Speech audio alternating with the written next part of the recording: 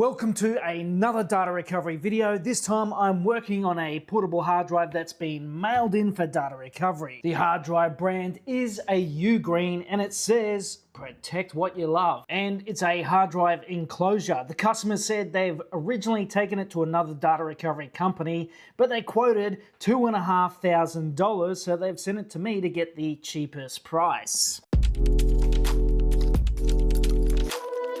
Yeah, $2,500 is outrageous for data recovery. This one's got a USB 3 connector, and we can see it's a nice little case here that can easily be open, and you can install any hard drive inside that you want. This one's got a Seagate Mobile 2TB. And what we're going to do is remove it from the USB enclosure because we want to use the SATA connector to use our test software. This Ugreen model number is US221.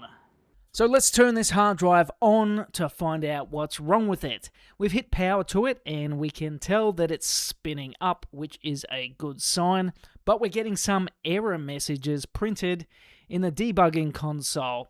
And this one here, kind of not good. Media cache management table is corrupted.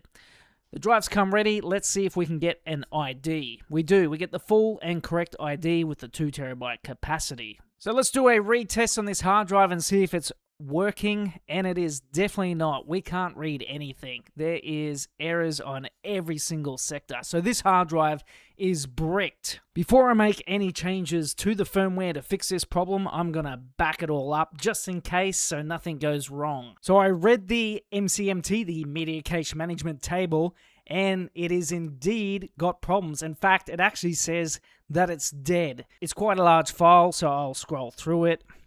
Not all of it's dead, but a significant portion of it is dead.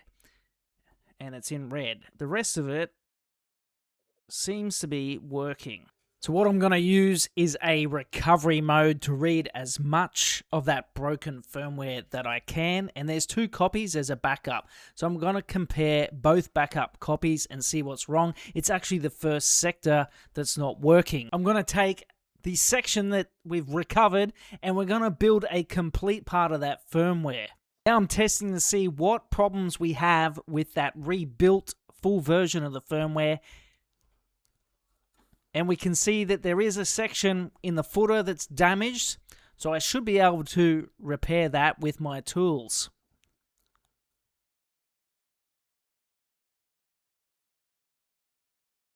I'm going to do one final test of the repaired version with all the repairs I've made to it.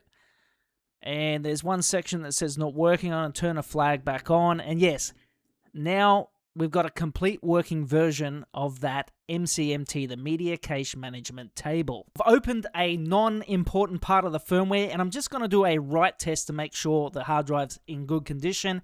We're going to turn off some flags for debugging. And I'm going to write a command that instructs the firmware to rewrite or recreate that MCMT table. So it's going to create a new version of it. It will be empty. And what I can do is upload the repaired version that I made to RAM if I think I'm going to need it. So we're testing to see if this drive is now reading, and we do. We've got data access on this hard drive.